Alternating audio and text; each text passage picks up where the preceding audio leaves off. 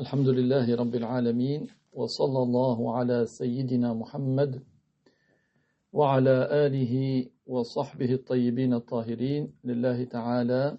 La louange est à Allah, que Allah honore et élève davantage le rang de notre maître Muhammad sallallahu alayhi wa sallam pour l'agrément de Dieu. Donc on est arrivé à la page 6, le chapitre intitulé La signification des deux témoignages. L'auteur, que Dieu lui fasse miséricorde, a dit: la signification du témoignage qu'il n'est de Dieu que Allah est globalement. Donc quand il dit globalement, c'est-à-dire sans détailler. Donc en globalité, que veut dire ce premier témoignage? Ashhadu an la ilaha illallah. Je reconnais par ma langue, je crois, c'est-à-dire par mon cœur, et j'accepte par mon cœur, que celui qui mérite d'être adoré, c'est Allah Ta'ala lui seul. Donc seul Allah mérite d'être adoré. Et l'adoration, on a vu la fois passée, qu'est-ce que ça veut dire? Ça veut dire l'extrême soumission. Donc l'extrême limite de la crainte et de la soumission. Autrement dit, le seul qui mérite qu'on se soumette à lui à l'extrême, c'est Allah. Allah seul est celui qui mérite qu'on se soumette à lui à l'extrême, c'est-à-dire qu'on l'adore. C'est ça le sens du premier témoignage globalement. Ça on l'a vu donc. Et la signification du témoignage que Muhammad est le messager de Allah est: je reconnais par la langue, puisque je le prononce, et je crois par le cœur, donc c'est-à-dire que c'est une conviction intime, que notre maître Muhammad sallallahu alayhi wa sallam est envoyé par Allah en tant que messager à l'ensemble des mondes, des humains et des djinns, et qu'il a été véridique en tout ce qu'il leur a transmis de la part de Allah Ta'ala, afin qu'ils aient foi en sa loi et afin qu'ils le suivent. Donc, quand je dis Ashhadu anna Muhammadan Rasulullah, c'est-à-dire je reconnais par la langue, je crois par le cœur, donc là encore c'est une conviction, c'est une adhésion du cœur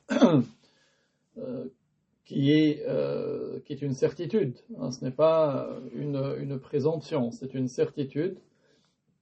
Ce n'est pas une conjecture, mais c'est bien une certitude que notre maître Muhammad sallallahu alayhi wa sallam, donc quand je dis sallallahu alayhi wa sallam, je suis en train d'invoquer Dieu pour qu'il élève davantage le degré de Muhammad et qu'il apaise ses craintes quant au sort de sa communauté. C'est-à-dire, j'invoque Dieu qu'il préserve la communauté de Muhammad de ce que le prophète Muhammad craint pour elle. Donc je témoigne qu'il est envoyé par Allah. Donc c'est un messager de la part de Dieu à l'ensemble des mondes, c'est-à-dire non seulement les humains, mais également les djinns.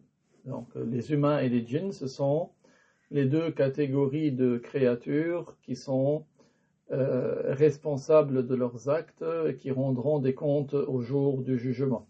C'est eux qui ont besoin de messagers, c'est eux qui ont besoin de rappels. Les anges sont des créatures qui n'ont pas besoin de rappel. On dit que l'envoi du prophète Muhammad, c'est un messager pour les humains et les djinns, à l'ensemble des humains et des djinns, sans exception, puisque nous avons parlé la fois passée que les prophètes qui avaient précédé notre maître Muhammad, il leur était mentionné leur peuple à eux. Par exemple, Moïse était envoyé aux descendants d'Israël, Jésus également. Donc, il leur était mentionné leur peuple, tandis que notre prophète Muhammad, il est envoyé à tout le monde, les humains et les djinns, arabes et non arabes. Donc, je disais que les humains, ce sont les descendants de Adam et de Hawa, de Adam et de Ève, tandis que les djinns, ils sont descendants de Iblis, de Satan. Mais ces descendants ne sont pas tous des mécréants. Il y a parmi eux des musulmans. Il y a des musulmans, il y a des mécréants. Et parmi leurs musulmans, comme parmi les musulmans des humains, il y a ceux qui sont des adorateurs de Dieu pieux, et il y a ceux qui sont désobéissants, grands pécheurs, exactement comme parmi les humains. Les humains, Dieu les a créés à partir de Adam et de Hawa, et Adam, Allah l'a créé de terre, tandis que les djinns, Allah a fait qu'ils soient descendants de Satan, de Iblis, qui s'appelait au début Azazil, parce qu'il était croyant, il était musulman au début. Puis il a mécru en Dieu, quand Dieu lui a ordonné de se prosterner d'une prosternation d'adoration, d'une prosternation de respect pour Adam, et il a fait preuve d'orgueil. Il a dit, comment je me prosterne pour lui alors que tu m'as créé de feu et tu l'as créé de terre. Donc il a remis en cause l'ordre de Dieu. Et c'est pour cela que Dieu l'a maudit. Il a maudit, c'est-à-dire qu'il a éloigné de sa miséricorde. Et il sera en enfer pour l'éternité parce qu'il a mécru en Dieu. De ses descendants, il y a ceux qui sont des musulmans, il y a ceux qui sont des mécréants, et parmi les musulmans, il y a ceux qui sont désobéissants, grands pécheurs, il y a ceux qui sont pieux. Les djinns sont donc Satan est créé à partir de feu et Adam est créé de terre, à partir de la terre.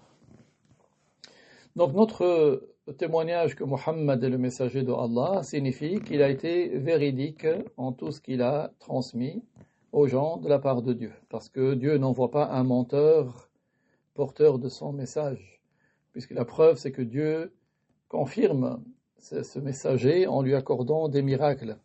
Le miracle est comme si Dieu nous disait, cet homme qui dit qu'il est envoyé de ma part, il est véridique, suivez-le, croyez en lui, puisque je lui donne des choses extraordinaires, que même les incrédules ne peuvent pas contrer, ne peuvent pas amener quoi que ce soit de semblable. C'est une preuve qu'il est véridique, que je confirme ce qu'il dit. Donc il est véridique en tout ce qu'il aura transmis de la part de Allah, aussi bien concernant les sujets des communautés qui nous ont précédés, ou encore les sujets qui vont se produire dans le futur, comme ce qui va y avoir lieu dans l'au-delà, le paradis, l'enfer, ou également concernant les jugements, que telle chose Allah l'a ordonnée, que telle chose Allah l'a interdite. Donc en tout cela, il est véridique. Donc croire que Mohammed est un messager de Dieu implique de croire en la véracité de ce qu'il nous a transmis concernant sa loi, et l'envoi des prophètes implique l'obligation de les suivre. Le fait de suivre les prophètes n'est pas optionnel. Démentir les prophètes revient à démentir celui qui les a envoyés. Donc si Dieu nous a envoyé des prophètes, c'est pour que nous les suivions. Si Dieu voulait que chacun ait la croyance qu'il veut, Dieu n'aurait pas envoyé de prophètes. Donc si Dieu a envoyé des prophètes, ça veut dire qu'il nous ordonne de les suivre. Pour cela que ceux qui prétendent que chacun il peut avoir la croyance qu'il veut, ce n'est pas une parole qui est conforme à l'islam. C'est quelqu'un qui contredit l'islam, celui qui dit cela. On lui dit, nous les musulmans, nous avons su que Mohammed est un envoyé de Dieu, preuve en est qu'il a eu des miracles, et ceci veut dire que Dieu nous ordonne de le suivre. Donc si quelqu'un il dit non, ce n'est pas obligatoire de le suivre, c'est comme s'il dit qu'il remet en cause la parole de Dieu. Parce que Dieu a accordé des miracles à cet homme qui dit « Suivez-moi, croyez en moi ». Alors, ce que l'on vise par les deux témoignages, qu'est-ce que c'est? Ça, c'est le paragraphe suivant. Ce que l'on vise par les deux témoignages, c'est de nier la divinité à tout autre qu'Allah, de la confirmer pour Allah, tout en reconnaissant et en croyant au statut du messager de notre maître Muhammad sallallahu alayhi wa sallam. Donc, comme vous voyez dans la première phrase, La ilaha illallah, il y a une négation et une confirmation. D'abord, il y a une négation, il naît de Dieu, donc la négation, que Dieu, une confirmation. Donc, nous nions la divinité à tout autre que Dieu et nous la confirmons pour Dieu. Nous nions la divinité à tout autre que Allah et nous la confirmons pour Allah, tout en reconnaissant et en croyant au statut du messager de notre maître Muhammad sallallahu alayhi wa sallam. Allah Ta'ala dit وَمَنْ لَمْ يُؤْمِنْ بِاللَّهِ وَرَسُولِهِ فَإِنَّا أَعْتَدْنَا لِلْكَافِرِينَ سَعِيرًا dans Surat Al-Fath, verset numéro 13, ce qui signifie ceux qui ne croient pas en Allah et en son messager, nous avons préparé pour les mécréants l'enfer. Donc Allah a appelé explicitement mécréant quiconque ne croit pas en Muhammad sallallahu alayhi wa sallam. Celui qui le conteste aura contredit le Coran et celui qui contredit le Coran devient mécréant. Donc contredire le Coran revient à contredire Dieu. Et celui qui contredit Dieu, il n'est pas croyant en Dieu, il est mécréant. Les juristes de l'islam sont unanimes à juger mécréant celui qui aurait une autre religion que l'islam. Donc ce verset indique clairement que celui qui a une autre religion que l'islam, il n'est pas croyant, il n'est pas musulman. Donc les juristes de l'islam sont unanimes à juger mécréant celui qui aurait une autre religion que l'islam. Celui qui ne le jugerait pas mécréant également, donc ils sont unanimes à juger mécréant celui qui ne le jugerait pas mécréant. Ils ont été unanimes également à juger mécréant celui qui en douterait, qui douterait, qui dirait est-ce qu'ils sont mécréants, est-ce qu'ils ne sont pas mécréants, ou encore celui qui ne prendrait pas position. Donc ils ont été unanimes à juger mécréant celui qui ne prend pas position à propos de celui qui aurait une autre religion que l'islam. Ça veut dire quoi, ne prendrait pas position? Comme en disant, moi, je ne dis pas qu'il est mécréant, je ne dis pas qu'il n'est pas mécréant. Comme certains ignorants, ils disent, c'est Dieu qui le jugera. Certains ignorants, sous prétexte de s'en remettre à Dieu, disent, moi, je ne dis pas qu'il est mécréant, je ne dis pas qu'il est mécréant, c'est Dieu qui sait. On dit certainement Dieu sait, mais Dieu nous a envoyé un prophète pour nous enseigner et pour appliquer une loi. Et il lui a révélé son livre, et dans ce livre, il y a ce verset que nous venons de mentionner tantôt, qui est le verset 13 de Sourate Al-Fath. وَمَنْ لَمْ يُؤْمِنْ بِاللَّهِ وَرَسُولِهِ فَإِنَّا أَعْتَدْنَا لِلْكَافِرِينَ سَعِيرًا. Ceux qui ne croient pas en Allah et en son messager, nous avons préparé pour les mécréants l'enfer. Certains ignorants aussi, ils disent, oui, mais Dieu, s'il veut, il pardonne. On dit, Dieu, s'il veut, il pardonne, mais il ne ment pas. Donc, s'il dit une chose, c'est que ça sera ainsi. Donc, Dieu a dit qu'il ne pardonne pas celui qui meurt mécréant, mais il pardonne moins que cela à qui il veut. Donc, ici, clairement, ce verset nous annonce que celui qui ne croit pas en Dieu et en son messager, Dieu l'a appelé mécréant. Donc, vous voyez que en fait, certains se trouvent dans des dédales, dans des croyances qui n'ont rien à voir avec l'islam à cause de leur ignorance. Celui qui a appris, les choses sont claires et sont catégoriques. Donc il n'y a pas d'à peu près. La croyance de l'islam, elle est claire, elle est simple, elle est facile à comprendre. Pourquoi certains ils se trouvent un peu dans du coton, dans du flou, c'est parce qu'ils n'ont pas appris, tout simplement. Mais si quelqu'un il a appris, voilà, il y a le verset qui est clair et on passe à autre chose, c'est tout. L'auteur, que Dieu lui fasse miséricorde, a dit, sache avec certitude que la foi et l'islam ne sont pas valables et que les bonnes œuvres ne sont pas acceptées sans les deux témoignages, avec l'expression Ashhadu an la ilaha illallah wa ashhadu anna Muhammadan Rasulullah, ou avec toute expression qui aurait la même signification. Je témoigne qu'il n'est de Dieu que Allah, et je témoigne que Muhammad est le messager de Allah, même dans une autre langue que la langue arabe, comme nous venons de dire maintenant en français. Donc, qu'est-ce que ça veut dire, cette phrase? Ça veut dire, sois catégorique. Sache avec certitude, c'est-à-dire, sois catégorique, c'est-à-dire dans ton cœur, sans aucun doute, que la foi et l'islam ne seront valables, et que les bonnes œuvres ne seront acceptées qu'avec les deux témoignages. Sans les deux témoignages, la foi n'est pas acceptée, l'islam n'est pas accepté, les bonnes œuvres ne sont pas acceptées. Les deux témoignages qui sont, je témoigne qu'il n'est de Dieu que Allah, je témoigne que Muhammad est le messager de Allah, ou en arabe, ashhadu an la ilaha illallah, wa ashhadu anna Muhammadan Rasulullah. Donc, il suffit pour la validité de l'islam, donc là je lis la suite, il suffit pour la validité de l'islam de prononcer les deux témoignages une fois dans la vie. Donc, quelqu'un qui n'était pas musulman, il suffit qu'il les prononce une fois dans la vie et il devient musulman. Il reste toutefois un devoir de les prononcer dans chaque prière pour que la prière soit valide. Donc, ceci concerne quelqu'un qui ne serait pas sur l'islam, puis qui voudrait entrer en islam. Si quelqu'un n'était pas musulman, et veut devenir musulman, il doit prononcer les deux témoignages pour devenir musulman. Donc ce n'est pas en prenant une douche. Certains ignorants, quand ils voient quelqu'un qui veut entrer en islam, il lui dit « va te laver ». Donc le retarder son entrée en islam revient à se satisfaire de son état de mécréance. Et se satisfaire d'un état de mécréance est en soi une mécréance. Le musulman, il ne se satisfait pas de la mécréance.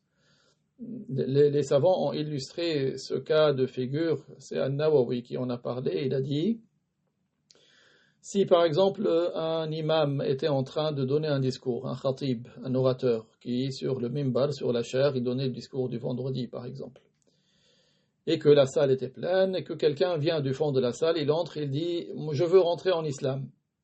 Si l'imam lui dit « Assieds-toi, attends que je finisse mon discours », cet imam est sorti de l'islam. Donc si quelqu'un vient à toi et te dit « Je veux rentrer en islam », tu lui dis tout de suite « Prononce, je témoigne qu'il n'est de Dieu que Dieu, et je témoigne que Muhammad est le messager de Dieu ». S'il n'arrive pas à prononcer le ha de Muhammad, tu lui dis, le prophète avait un garçon qui s'appelle Qasim, et il était surnommé le père de Qasim, Abul Qasim. Et les Arabes prononcent le qa ga. Donc il y a des Arabes qui peuvent prononcer le qa ga, tu peux lui faire dire, et je témoigne que Abul Qasim est le messager de Dieu. Parce que c'est le surnom du prophète. Mais ce n'est pas valable de lui qu'ils disent Muhammad ou bien Muhammad ou bien Muhammad ou bien Mahomet. Tout ça, ce n'est pas correct. Donc le prophète s'appelle Muhammad. S'il n'arrive pas à prononcer le ha, comme ça peut arriver de beaucoup de gens qui sont notamment des langues qui dérivent du latin à notre époque, hein, parce que il peut dire Abul Qasim ou Abul Qasim, et on lui explique que Abul Qasim c'est le surnom du prophète Muhammad, le prophète arabe. Donc, on ne retarde pas un seul instant quelqu'un qui veut rentrer en islam. Donc, on ne lui dit pas va passer un test avec l'imam, ou bien prends rendez-vous avec la mosquée pour le mois prochain, ou va apprendre la Fatiha, ou bien va te laver, ou que sais-je d'autre. Donc, pour cela, vous voyez combien il y a d'ignorance à notre époque. À l'époque, quand le prophète, quelqu'un venait pour rentrer en islam, il lui faisait dire tout de suite les deux témoignages. C'est ainsi que la personne devient musulmane. Il suffit de les prononcer une fois dans la vie pour devenir musulman, dans le cas où quelqu'un n'était pas musulman. Également, si quelqu'un était musulman et a fait quelque chose qui contredit l'islam, comme si quelqu'un croyait que tout le monde allait au paradis, que même ceux qui ne sont pas musulmans vont aller au paradis. Celui qui croyait cela, sa croyance contredit l'islam, il doit changer de croyance, corriger son cœur, et prononcer les deux témoignages pour devenir musulman. Oui, donc c'est très important.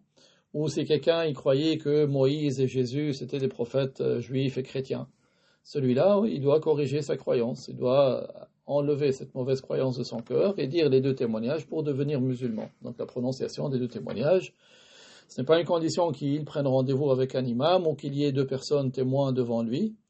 Il les répète de sorte à ce qu'il puisse s'entendre lui-même. Il dit, je témoigne qu'il n'est de Dieu que Dieu, et je témoigne que Muhammad est le messager de Dieu, avec dans son cœur l'intention de devenir musulman, parce qu'il avait contredit l'islam. Donc quelqu'un qui n'était pas sur l'islam, ou qui a apostasié l'islam, qui a contredit l'islam alors qu'il était d'origine musulmane, et pour revenir à l'islam, il prononce les deux témoignages.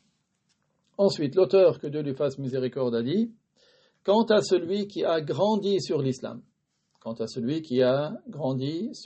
c'est-à-dire qui est né sur l'islam, c'est-à-dire son père, sa mère étaient musulmans, en croyant aux deux témoignages, c'est-à-dire c'était sa croyance, il n'est pas une condition pour lui de les prononcer. Il est musulman même s'il ne les prononce pas. C'est-à-dire que s'il naît de parents musulmans, tant qu'il ne contredit pas l'islam, si de toute sa vie jamais il n'a prononcé les deux témoignages, on dit que c'est un musulman, à condition qu'il ne les contredise pas, qu'il ne contredise pas les deux témoignages.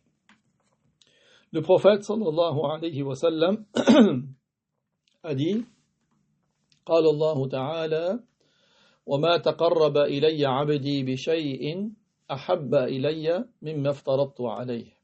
Donc c'est un hadith qudsi. Alors qu'est-ce que ça veut dire qudsi? C'est un hadith dans lequel le prophète dit, Dieu dit. Donc c'est-à-dire que il rapporte la parole de Dieu, mais avec ses propres termes à lui. Ce n'est pas comme le Coran. Le Coran, c'est la parole de Dieu, mais ce ne sont pas des termes composés par notre prophète. Ce ne sont pas des termes composés par Jibril non plus. Ça ne veut pas dire que Dieu, il récite les versets du Coran tout comme un récitateur, le Manshawi ou autre, les récite. Mais le Coran, Dieu a fait qu'il soit inscrit sur la table préservée. Donc les mots qui sont en arabe, qui ont été révélés à notre maître Muhammad, sont écrits sur la table préservée. Et Jibril les a vus écrits là-bas et il les a récités au prophète Muhammad. Donc le texte du Coran, ce n'est pas composé par Jibril, ce n'est pas composé par notre maître Muhammad. Tandis que le hadith Qudsi, c'est également une révélation de la part de Dieu, mais avec les termes du prophète. C'est le prophète qui compose ces termes-là, pour exprimer ce qui lui a été révélé de la parole de Dieu. Donc voilà, c'est un hadith Qudsi rapporté par Al-Bukhari qui signifie Allah Ta'ala dit: mon esclave n'obtiendra pas mon agrément par quelque chose que j'agrée davantage que parce que j'ai rendu obligatoire sur lui, c'est-à-dire que ce que je lui ai ordonné de faire. Donc c'est-à-dire ce qui permet de gagner l'agrément de Dieu, prioritairement, c'est d'accomplir ce qui est obligatoire. L'obligatoire est prioritaire sur le surérogatoire.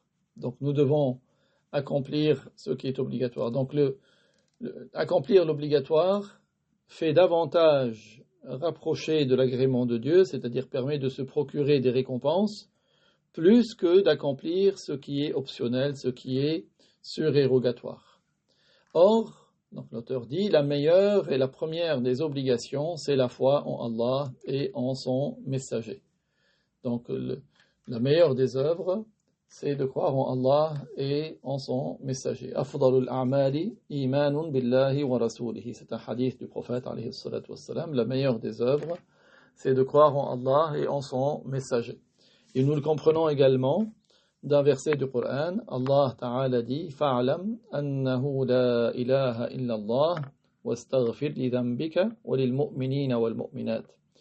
Ce qui signifie: sache qu'il n'est de Dieu que Dieu et demande le pardon pour ton péché et pour les croyants et les croyantes.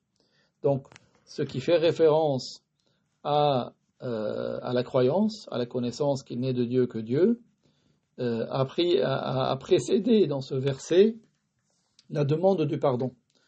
Les savants ont dit la connaissance qu'il n'est de Dieu que Dieu fait référence à la croyance et la demande du pardon fait référence aux actes d'adoration. Donc la croyance est prioritaire sur les actes d'adoration. Et d'ailleurs, les actes d'adoration, pour qu'ils soient valides, même si c'est une aumône que tu donnes à un pauvre dans la rue, pour que tu sois récompensé, pour que ce soit agréé par Dieu, une condition principale, c'est que tu sois croyant, c'est que tu sois musulman. C'est-à-dire que le non-musulman, s'il fait une aumône, il aide quelqu'un qui est dans la difficulté, il n'aura pas pour cela de récompense dans l'au-delà, mais il sera rétribué pour cela dans ce bas monde.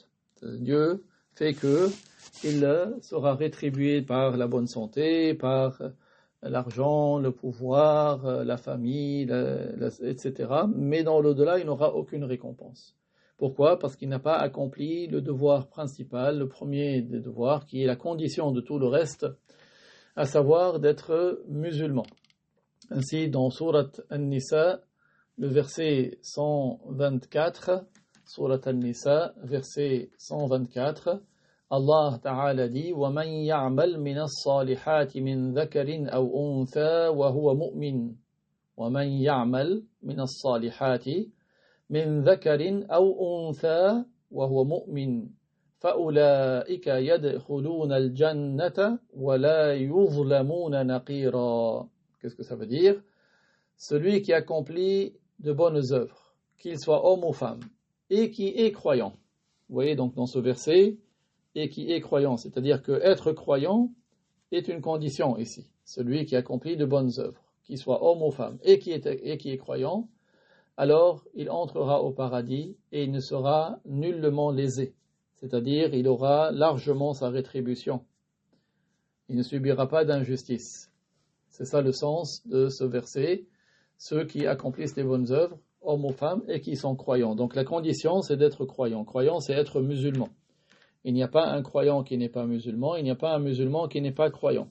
Musulman et croyant, c'est comme les deux faces d'une même pièce. Parce que croyant, c'est croire au sens des deux témoignages. Musulman, c'est prononcer les deux témoignages.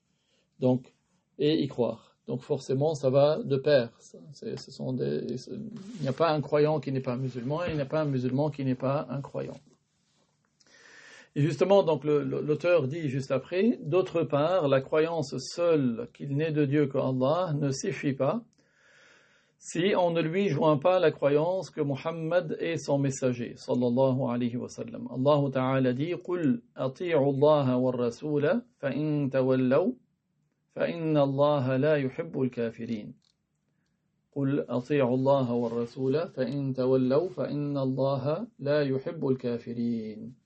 Ce qui signifie, dit, obéissez à Allah et aux messagers. S'ils se détournent de ce rappel, alors certes, Allah n'agrée pas les mécréants. C'est-à-dire que Allah n'agrée pas ceux qui se détournent de la croyance en Allah et en son messager. Pourquoi Allah ne les agrée pas? En raison de leur mécréance. Et ce que l'on entend par l'obéissance à Allah et à son messager ici, c'est de croire en eux, croire en Allah et croire en son messager. Donc ce verset, قُلْ أَطِيعُوا اللَّهَ وَالرَّسُولَ, c'est-à-dire ayez foi en Dieu et en son messager. فَإِن تَوَلَّوْا, c'est-à-dire s'ils se détournent de cela, de cette croyance en Allah et en son messager, فَإِنَّ اللَّهَ لَا يُحِبُّ الْكَافِرِينَ, c'est-à-dire dans ce cas-là, ils sont des mécréants, Allah ne les agrée pas. Si Allah les agréait, il leur aurait accordé la foi en Dieu et en son messager Muhammad. Par conséquent, ceci est une preuve que celui qui n'a pas cru en Allah et en son messager, Muhammad sallallahu alayhi wa sallam, c'est un mécréant, et que Allah Ta'ala ne l'agrée pas en raison de sa mécréance. Par conséquent, si quelqu'un dit qu'Allah agrée les croyants et les mécréants parce qu'il les a tous créés, il aura contredit le Coran, on lui répond, Allah, oui, il les a tous créés, mais ne les agrée pas tous. Donc il y a une différence entre agréer et créer. Alors, le paragraphe suivant, l'auteur, que Dieu lui fasse miséricorde, a dit l'obligation pour toute personne responsable. Ici, on utilise un raccourci, un responsable, ça veut dire responsable de ses actes. Hein, une personne qui va rendre des comptes. C'est ça le sens de responsable ici, qu'on appelle en arabe mukallaf. Le cheikh, que Dieu lui fasse miséricorde, a dit, sache que prononcer les deux témoignages après la puberté est une obligation pour toute personne responsable de ses actes. C'est une obligation de les prononcer une fois dans sa vie avec l'intention d'accomplir cette obligation chez les Malikites. En effet, chez les Malikites, ce sont ceux qui appliquent l'école de loi de l'imam Malik ibn Anas, qui est l'imam des gens de Médine. C'est une des 4 écoles reconnues. En effet, selon eux, selon les Malikites, la récitation du tashahhud n'est pas un devoir pendant la prière. Ils le considèrent comme simplement recommandé. C'est-à-dire que si quelqu'un fait la prière chez les Malikites, et qui ne récite pas le tashahhud, il ne récite pas tahiyatul mubarakat, salawatul tayyibat lillah, jusqu'à ashhadu an la ilaha illallah wa ashhadu anna muhammadan rasulullah, eh bien eux ils considèrent que sa prière est valable. Donc parce que la récitation du tashahhud chez les Malikites est simplement recommandée, c'est-à-dire c'est quelque chose qui procure des récompenses si on l'a fait, mais si on ne la fait pas, ça n'invalide pas l'acte. Donc je profite pour faire un petit rappel sur les jugements des actes. Il y a 5 classes de jugements. Donc il y a ce qui est obligatoire. Qu'est-ce que ça veut dire ce qui est obligatoire? C'est-à-dire que celui qui l'accomplit, il gagne des récompenses, et s'il ne l'accomplit pas, il s'expose à un châtiment. Donc ça, c'est l'obligatoire. Un exemple, les 5 prières quotidiennes, le jeûne de Ramadan, la zakat pour celui qui en est concerné, le pèlerinage pour celui qui en est concerné. Ce sont des devoirs. Des devoirs, on dit devoirs ou obligations. Donc ça veut dire celui qui le fait avec les conditions, qui remplit tous les piliers, il gagne des récompenses. Dieu lui a promis une récompense. Et celui qui ne le fait pas, il s'expose à un châtiment. Dieu, s'il veut, il le châtie parce qu'il n'a pas fait cette obligation. Le contraire de l'obligation, c'est l'interdit. L'interdit, c'est celui qui l'évite parce qu'il est interdit, il gagne des récompenses. Mais celui qui le fait, il s'expose à un châtiment. Par exemple, commettre la fornication, mentir, voler, boire de l'alcool. Si quelqu'un, par exemple, il dit moi je ne bois pas l'alcool, si lui il ne le fait pas parce que ça lui donne des maux de tête ou parce qu'il n'aime pas le goût, il ne gagne pas de récompense. Mais s'il ne le fait pas parce que Dieu l'a interdit, là il gagne des récompenses. Oui, donc c'est...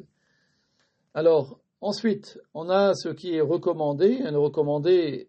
Celui qui le fait, il gagne des récompenses, mais si quelqu'un ne le fait pas, il ne s'expose pas à un châtiment. Donc le recommandé est différent de l'obligatoire. Le recommandé, on dit sunnah ou bien mandoub. On gagne des récompenses à le faire, mais on ne s'expose pas à un châtiment si on ne le fait pas. Et puis vous avez le déconseillé ou bien makrouh. Donc le déconseillé, celui qui le fait, il ne commet pas de péché, il ne s'expose pas à un châtiment, il ne mérite pas d'être châtié, mais s'il l'évite parce qu'il est déconseillé, alors il gagne des récompenses. Donc ça c'est le déconseillé. Et puis il reste le cinquième c'est l'indifférent, ou on appelle en arabe le mubah, ou l'autorisé, c'est-à-dire le faire ou ne pas le faire sont équivalents. Ça ne donne pas de récompense, ça ne fait pas mériter de châtiment. Comme par exemple quelqu'un qui boit sa soupe, qui mange sa soupe avec une cuillère, ça c'est indifférent, c'est mubah. Donc pour en revenir à notre sujet, les malikites considèrent que réciter le tashahhud n'est pas un devoir pendant la prière, ils le considèrent comme recommandé, c'est-à-dire que ça procure des récompenses, mais si quelqu'un ne le récite pas, il ne s'expose pas à un châtiment. Selon d'autres savants, tels que les Shafi'ites et les Hanbalites, donc les Shafi'ites, ce sont ceux qui suivent l'imam Shafi'i, et les Hanbalites, ce sont ceux qui suivent l'imam Ahmad ibn Hanbal, la récitation du tashahhud est un devoir dans chaque prière pour la validité de la prière. C'est-à-dire pour que la prière soit valide, il faut absolument réciter le tashahhud, donc les témoignages. Donc voilà le jugement du tashahhud. Alors, le paragraphe suivant, l'auteur, que Dieu lui fasse miséricorde, dit il n'y a pas de religion correcte en dehors de l'islam. Selon le jugement de Allah, la religion correcte est l'islam. Preuve en est le verset 85 de sourate Ali Imran. وَمَنْ يَبْتَغِ غَيْرَ الْإِسْلَامِ دِينًا فَلَنْ يُقْبَلَ مِنْهُ وَهُوَ فِي الْآخِرَةِ مِنَ الْخَاسِرِينَ. Donc en arabe, le verset il n'est pas complet dans ce livre, mais en fait l'auteur l'a cité en entier. C'est le verset 85 de sourate Ali Imran. وَمَنْ يَبْتَغِ غَيْرَ الْإِسْلَامِ دِينًا فَلَنْ يُقْبَلَ مِنْهُ وَهُوَ فِي الْآخِرَةِ مِنَ الْخَاسِرِينَ. Si quelqu'un cherche à suivre une autre religion que l'islam, elle ne sera pas acceptée de lui, et la suite du verset, et il sera dans l'au-delà au nombre des perdants. Et il sera dans l'au-delà au nombre des perdants. C'est-à-dire que celui qui adopte ou qui adhère ou qui suit une autre religion que l'islam, Dieu ne l'acceptera pas de lui. La religion correcte, selon le jugement de Dieu, c'est l'islam. Mais cela ne veut pas dire qu'on n'appelle pas autre que l'islam une religion. On dit la religion des juifs, la religion des mages, des masdéens, mais ce sont des religions infondées que Dieu n'agrée pas. Allah a ordonné à son messager de dire « Lakum dinukum waliya din », c'est dans Surat Al-Kafirun, verset numéro 6.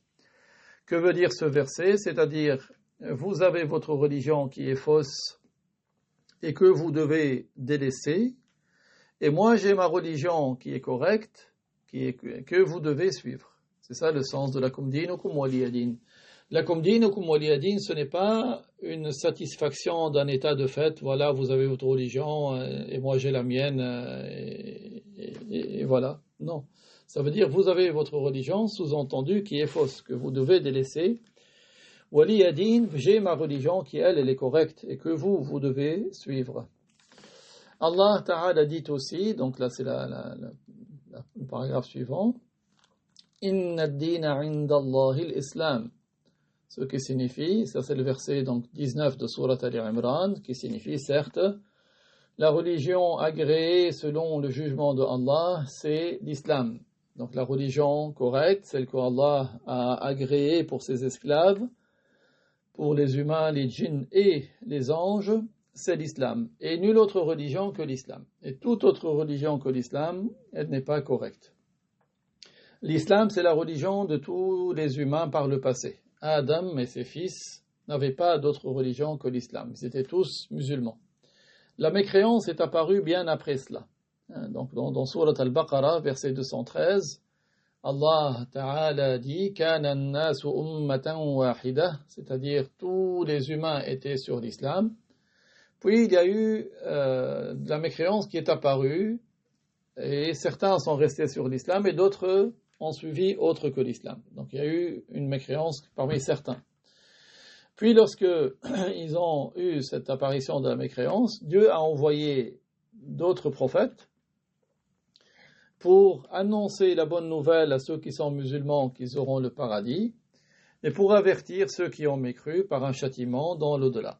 Ibn Abbas, qu'Allah l'agrée, lui et son père, donc c'est le cousin du prophète, c'est le cousin pour lequel le prophète a fait des invocations pour que Dieu lui accorde la science de l'interprétation du Coran, la science de l'explication du Coran, la science de l'exégèse du Coran, et que Allah lui accorde la science du ta'wil. Le ta'wil, c'est-à-dire l'interprétation, parce qu'il y a certains versets dans le Coran qui, du point de vue linguistique, peuvent admettre plusieurs possibilités, mais les possibilités qui sont à éliminer, ce sont celles qui sont en opposition avec les autres versets qui, eux, n'ont qu'une seule possibilité du point de vue de la langue. Parce que les versets du Coran ne se contredisent pas. Donc Ibn Abbas, lui, il avait cette capacité d'expliquer le Coran. Et donc, qu'est-ce qu'il disait à propos de ce verset? Kana an-nasu ummatan wahida, c'est-à-dire tout le monde, toute l'humanité était sur l'islam. Puis, il y a eu apparition de mécréance. فَبَعَثَ اللَّهُ النَّبِيِّينَ مُبَشِّرِينَ وَمُنذِرِينَ. Et les prophètes par la suite, qui étaient envoyés ultérieurement, étaient pour annoncer la bonne nouvelle du paradis pour ceux qui étaient croyants, et la mauvaise nouvelle et l'avertissement de l'enfer pour ceux qui ne sont pas musulmans. Donc Adam était prophète, il était messager, et son fils Shith était également prophète. Et après Shith, plusieurs générations plus tard, il y a eu Idris qui était également prophète. Donc jusqu'à Idris, toute l'humanité était sur l'islam. Donc le prophète Muhammad sallallahu alayhi wa sallam est le dernier de tous les prophètes, et dans un hadith, le prophète a dit qu'il y a eu 124 000 prophètes. 124 000, tous étaient musulmans. Donc l'auteur, que Dieu lui fasse miséricorde, donc ça c'est le dernier paragraphe, page 9, ainsi tous les prophètes étaient musulmans. Tous les prophètes étaient musulmans. Par conséquent, ceux qui suivaient Moussa sallallahu alayhi wa sallam étaient des musulmans moussaouis. Ceux qui suivaient Moussa sallallahu alayhi wa sallam étaient des musulmans moussaouis. Et ceux qui suivaient Isa sallallahu alayhi wa sallam étaient des musulmans isaouis. Et il est correct de dire à propos de ceux qui suivent Muhammad sallallahu alayhi wa sallam qui sont musulmans muhammadis. Donc, les prophètes dans leur totalité ont la même religion qui est l'islam. Adam était sur l'islam, les prophètes après lui jusqu'à notre prophète Muhammad alayhi salatu wassalam étaient tous musulmans, c'est-à-dire ils adoraient Allah, ils ne lui attribuaient pas d'associés. Ceux qui étaient à l'époque de Moussa sallallahu alayhi wa sallam qui ont cru en Allah et qui ont cru au message de Moussa, ce sont des musulmans moussaouis, c'est-à-dire de ceux qui suivaient Moussa. De même, ceux qui étaient à l'époque de Isa qui ont cru en Allah et qui ont cru en Isa qu'il est un envoyé de Dieu, ce sont des musulmans isaouis. Et celui qui suit Muhammad, il est valide de l'appeler musulman muhammadi. Donc nous sommes des musulmans muhammadis, c'est-à-dire nous suivons Muhammad en ce qu'il a amené de la part de Dieu, en termes de croyance en l'unicité de Dieu. Donc croire en la véracité des prophètes, croire en l'existence des anges honorés, croire au livre céleste, croire au jour dernier dans lequel Allah rétribuera des esclaves croyants pour leurs œuvres en les faisant entrer au paradis, et il rétribuera les mécréants en les faisant entrer en enfer, et croire que le paradis comporte une félicité perceptible, sensorielle, et que l'enfer comportera des douleurs perceptibles, et croire qu'il n'y a pas d'autre créateur pour les corps, pour quoi que ce soit, des mouvements et des immobilisations, si ce n'est Dieu, Allah, subhanahu wa ta'ala, il est le créateur de toutes choses. Tous les prophètes ont amené cela. Les prophètes ne divergent pas à ce propos Mais ce qui les différencie les uns des autres, ce sont les lois, les jugements que Allah leur a révélés. En effet, par exemple, Allah a ordonné aux prophètes des descendants d'Israël et à leur communauté d'accomplir 2 prières quotidiennes. Et à certains prophètes, Allah a révélé l'obligation d'accomplir 50 prières. Dans certaines lois, Allah leur a ordonné de payer le quart de leurs biens en zakat, 25%. Alors que dans la loi du prophète Mohammed, c'est le dixième, le quart du dixième, c'est-à-dire 2,5%.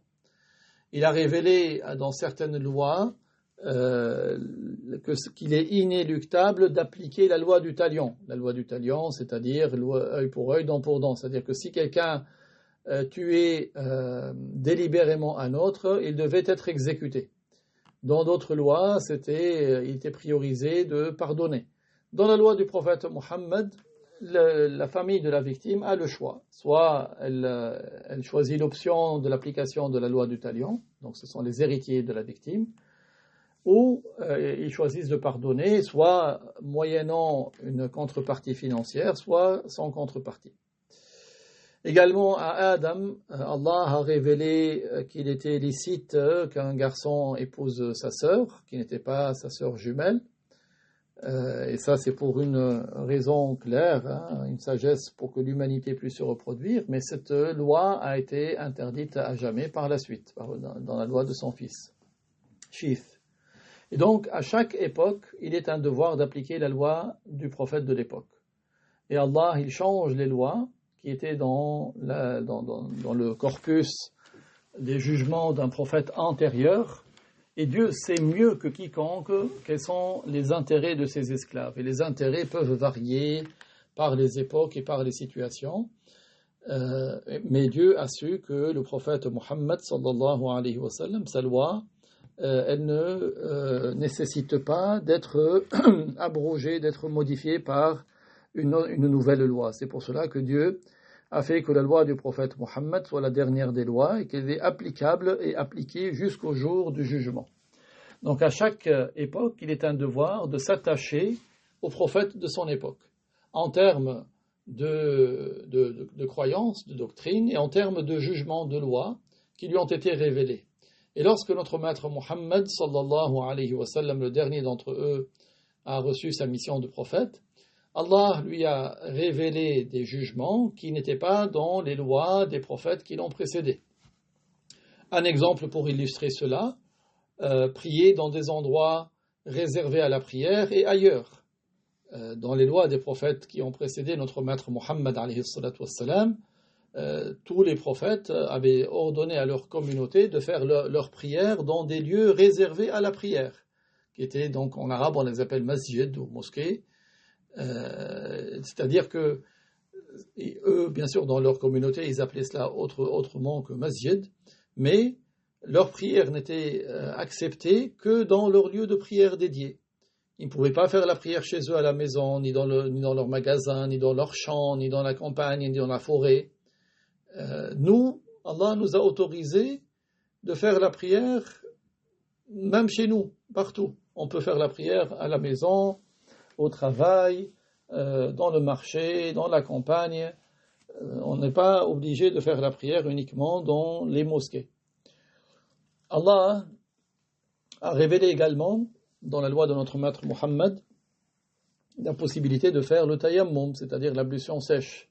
Quand quelqu'un n'a pas trouvé d'eau pour faire ses ablutions, ou qu'il était incapable d'utiliser l'eau parce qu'il était malade, on peut faire le tayammum, l'ablution sèche. Tandis que dans les lois des prophètes antérieurs, si quelqu'un n'avait pas d'eau, il ne faisait pas la prière, jusqu'à ce qu'il trouvait de l'eau. Et donc, pour un récit qui est une preuve que notre maître Isa alayhi salam, comme tous les prophètes, ont dit à leur communauté: si Muhammad reçoit la révélation de votre vivant, alors suivez-le. Il y avait un groupe de 4 personnes qui sont partis du Yémen en direction de la Mecque. Et ça s'est produit au tout début de la mission de notre maître Muhammad. C'était avant que ça ne soit que la mission de prophète ne soit connue à large échelle. Donc ce n'était pas encore très très connu. Donc 4 hommes étaient partis du Yémen pour se diriger vers la Mecque.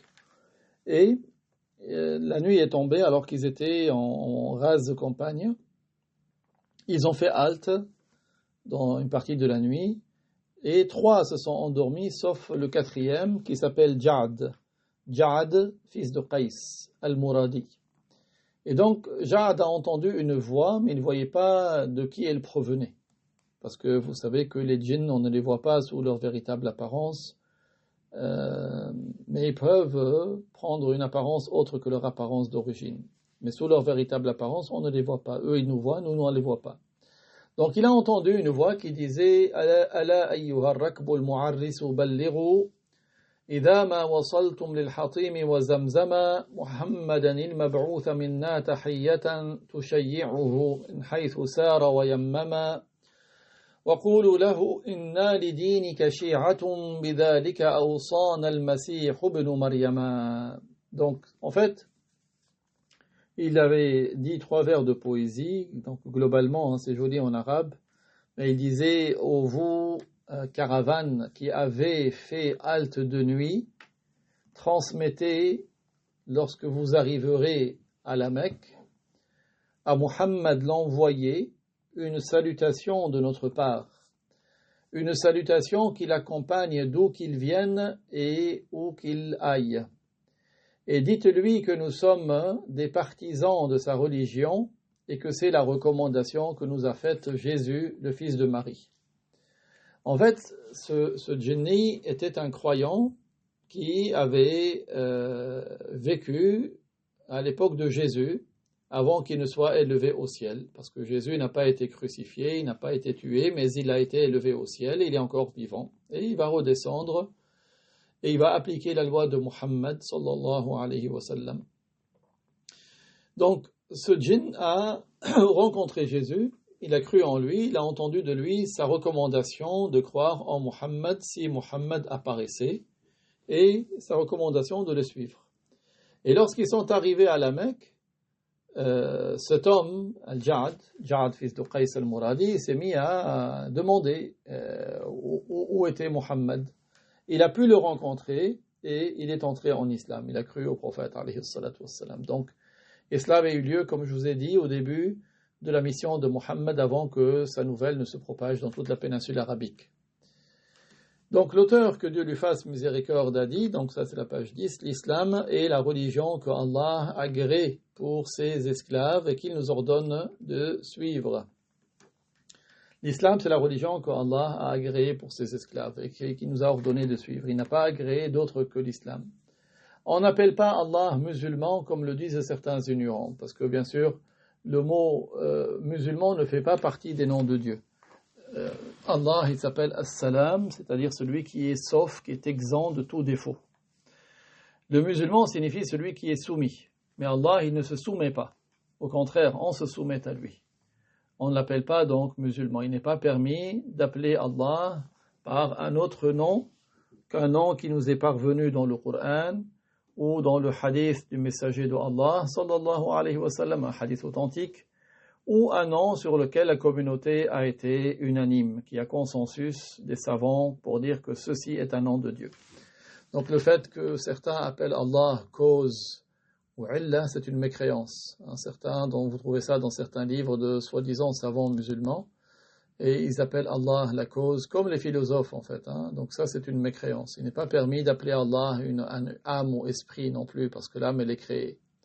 Donc appeler Allah cause ou bien agent causal ou âme, comme on appelle en arabe sabab ou bien illah ou bien ruh, c'est une mécréance. Certains même prétendus soufis emploient des termes qui sont dégradants, qui ne sont pas dignes au sujet de Dieu, et quand quelqu'un les reprend, ils te disent « ouais, mais nous on vise autre chose ». On leur dit « on n'a pas à employer de noms au sujet de Dieu autres que ceux qui nous sont parvenus dans le Coran ou bien dans le hadith authentique, ou encore sur lequel il y a consensus de la communauté. » Donc l'auteur dit, jadis, l'humanité entière avait une seule religion, c'est l'islam. Donc comme on l'a vu tout à l'heure, Adam, ses fils, tous étaient sur l'islam, il n'y avait pas de mécréants, et c'est Adam qui a un grand mérite sur l'humanité, puisque c'est lui qui a enseigné à ses enfants la religion, tout comme il leur a enseigné aussi les moyens de subsistance. Il leur a fabriqué des pièces d'or, des pièces d'argent et autres moyens de subsistance, que Dieu honore et élève davantage en degré notre prophète Mohammed, ainsi que Adam et tous les prophètes. Ce n'est pas comme certains, ils croient que les gens ne savaient pas employer de monnaie, qu'ils faisaient le troc uniquement. Non, non, non. Adam, il a enseigné à ses enfants comment fabriquer des pièces d'or, comment fabriquer des pièces d'argent, comment semer le blé, comment le récolter, comment le moudre, comment fabriquer du pain. Tout cela, c'est grâce à Adam alayhi salam. Et même les origines des langues sont par révélation. C'est Adam qui parlait toutes les langues, qui a enseigné à ses enfants les différentes langues. Et les langues à l'origine sont des langues par révélation. Après, les gens, ils ont décliné, hein, comme par exemple aujourd'hui, vous voyez, français, anglais, espagnol, italien, ce sont des déclinaisons d'autres langues. Mais les origines des langues sont par révélation. Les prophètes ont beaucoup de mérite sur nous. Donc, jadis, l'humanité entière avait une seule religion qui est l'islam. Le fait d'attribuer des associés à Allah et le fait de ne pas croire en Allah Ta'ala ne survinrent qu'après le prophète Idriss. Donc c'est après Idriss que la mécréance est apparue sur terre pour la première fois. Il n'y avait pas de shirk auparavant. Et Nuh fut alors le premier prophète envoyé aux mécréants pour les appeler à l'adoration de Allah, Al-Wahid, celui qui est unique et qui n'a pas d'associé. Et Allah a mis en garde tous les messagers qui sont venus après lui contre l'association. En fait, la mise en garde des messagers, c'est pour qu'ils transmettent à leur communauté, parce que les messagers, en tant que tels, ils sont préservés de la mécréance. Les messagers ne tombent pas dans la mécréance. Okay? Donc là, cette mise en garde, c'est une mise en garde pour leur communauté. Notre maître Mohammed sallallahu alayhi wa sallam a donc renouvelé l'appel à l'islam après que l'islam avait cessé d'être présent dans la population humaine sur terre. Il était appuyé par des miracles qui prouvent son statut de prophète. Certains sont donc entrés en islam grâce à l'appel de notre maître Mohammed, tandis que les gens destinés à l'égarement n'ont pas cru qu'il était prophète. Certains d'entre eux étaient déjà associateurs, tel un groupe de mécréants des fils d'Israël qui avaient adoré Uzair et qui ont donc cumulé mécréance sur mécréance, parce que déjà ils adoraient Uzair, puis ils ont renié le statut de prophète de notre maître Mohammed, donc ils ont rajouté une mécréance sur leur mécréance. Et d'autres parmi les gens du livre, juifs et chrétiens, ont cru en lui. Ce fut le cas d'un homme qui s'appelle Abdullah ibn Salam, le savant des juifs à Médine, et le cas de Ashamah al-Najashi, le Négus, roi d'Abyssinie, qui était chrétien et qui avait ensuite suivi le messager. Il était décédé du vivant du messager de Allah, sallallahu alayhi wa sallam. Le messager avait fait en sa faveur la prière funéraire, in absentia, le jour même de sa mort, Allah lui ayant révélé qu'il était décédé. Par la suite, on pouvait voir la nuit une lumière au-dessus de sa tombe. Ceci est une preuve qu'il était devenu un musulman complet, un saint, qu'Allah l'agrée. Et donc le principe islamique qui réunit tous les gens de l'islam, depuis Adam jusqu'à Mohammed, toute leur communauté, c'est l'adoration de Allah uniquement. C'est ça le principe qui rassemble tous les gens de l'islam. C'est de croire en un Dieu unique, en Allah subhanahu wa ta'ala, et de ne pas adorer autre que lui, c'est-à-dire de ne pas se soumettre à l'extrême pour autre que Allah. Donc voilà un peu pour faire un peu le résumé de cette première partie. Inch'Allah, nous pourrons détailler davantage.